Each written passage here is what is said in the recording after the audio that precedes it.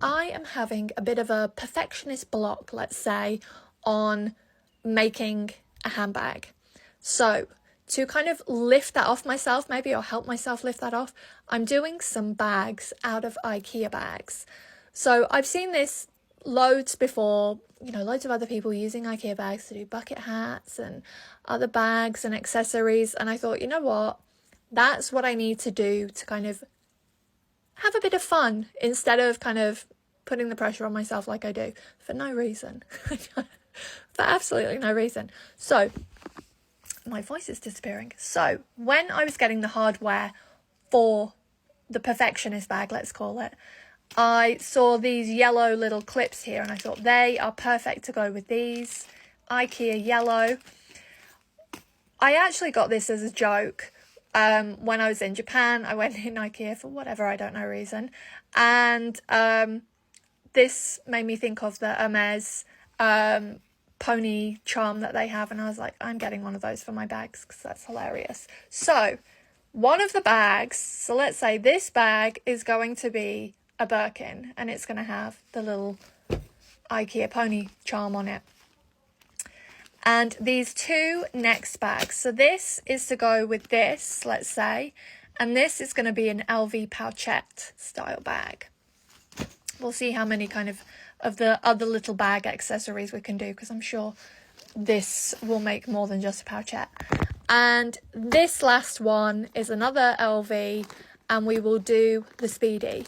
I have a Speedy from a million years ago, so I'm going to use that as a pattern. So I'm going to do the pattern, and this is going to be our first IKEA bag. So I'm going to do that, and I will come back, show you my pattern, and we will get to making this. So I tried doing this without having both hands. So we have both hands. I'm re-recording this. So I've done the pattern. You just need one side piece and one for the kind of body, because the fabric on a Speedy goes all the way around one way. As you can tell, this is well loved. Got it when I was 22. I'm now 39 and I absolutely battered it. And obviously just for the side piece. What I'm doing is this handle here, I'm using that as the piping. Here, what I'm going to do is when I sew this together, I might do some clips of it so it's easier to see, but I'm going to French seam it. I'm going to wrap that around the French seam, so then when I come back in, when I pinch it this way, you know, we then just have this seamless piping. Obviously this doesn't have the seam on it because it's an expensive handbag, and they would have done it completely different. I might see if I've got enough of this to do some little tabs here, but obviously we've got I've got some zips to choose from. This was all that Hobbycraft had, so that's what we're going with. And obviously the smaller of the handles is going to be the handles on it. So I'm going to cut out the fabric and get going on this. So I will kind of quickly show you with the IKEA bag what I mean about all of that. Well, I'll just clip back in again on when I've sewn bits to just show you what I meant on how I explained it quickly. Don't want this to be like forever, so see you in a second. Just quickly, I've cut the straps off and I've cut down the side seams and across here, so it's just one flat piece of fabric to work with. I'm going to lay the patterns out on it and cut them out now. So we attach the zip first, so you measure it out like this, clip it in place, and then do the other side. So when the zip's zipped up, it looks like that. So when you turn it inside out, you know, when it's sewed together, it looks nice and neat like that. Okay, so I've done one side just to show you like the finished bit, so you can see that we have the piping. It's all lovely and neat. We love it. So this is how we got there.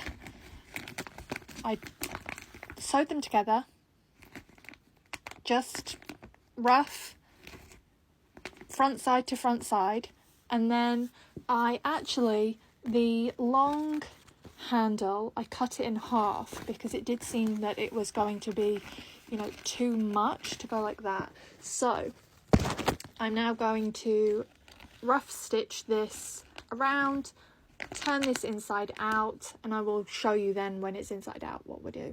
Okay, so we've turned the bag inside out now, and you pinch and push from the other side to get it like this, and obviously you can feel the other side as to how far that goes. You know, it's thicker here than it is kind of here, so you then kind of just want to sew not to the end of it, so it still has that little bit there that you can see from, you know, what I showed you of the side that's already done. So you have that, I can't even think of the technical term of what it is, but you know what I mean. You have the this showing through, so you'll know where to sew. So I'm going to do that, and we'll turn the bag back inside out, and then we've only got the finishing touches to do. Done both of the sides now, so I've just eyeballed these and pinned them in place.